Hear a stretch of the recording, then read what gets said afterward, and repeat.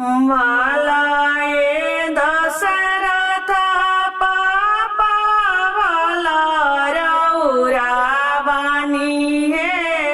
कहिया के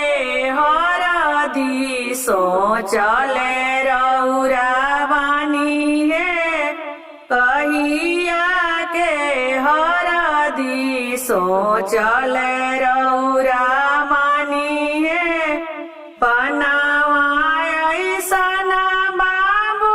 पातर बड़े है फुलावा ऐसन बाबू बड़े सुकावर है फुलावा